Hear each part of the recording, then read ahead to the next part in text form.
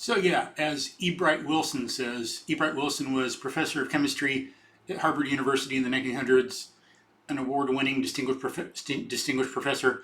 I'll put some links, you can look him up, see for yourself. But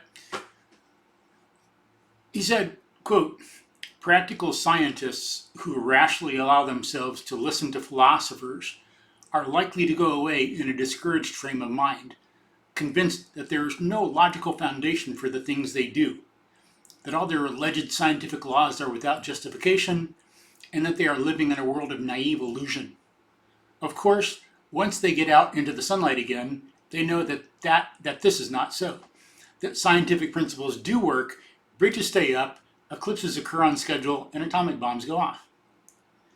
Nevertheless, it is very unsatisfactory that no generally acceptable theory of scientific inference has yet been put forward. Mistakes are often made which would presumably not have been made if a consistent and satisfactory basic philosophy had been followed," unquote. Excellent, I agree. And of course, that's not all philosophers, but some, it's philosophers who say those kind of things.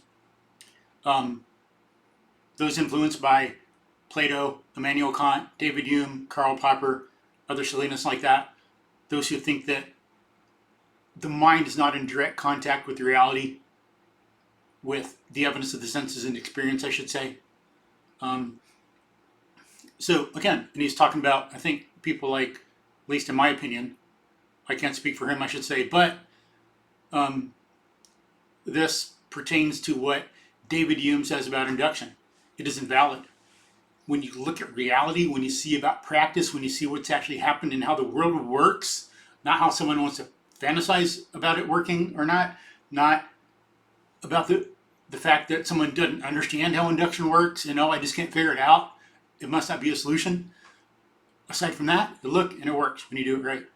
And it's like, it has to do with practical scientists, practical people, practical adults. Be careful about the philosophers you listen to. Study them, but see which ones are actually correct, which ones have good ideas that are actually practical and that could have broad applicability across the globe and through history and in different aspects of human life. Think about things like that. And again, that shows the importance of philosophy to all kinds of different subjects and to critical thinking. If you don't have a good epistemology, a good philosophy, critical thinking will not work. It'll be a failure. You'll look at the wrong things. You won't have the right standards. You'll be confused. You'll draw false conclusions. So please be careful.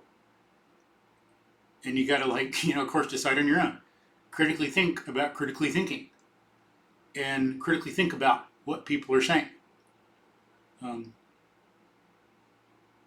Be practical and be careful about which philosophers you listen to. But dig into philosophy, please. It's important.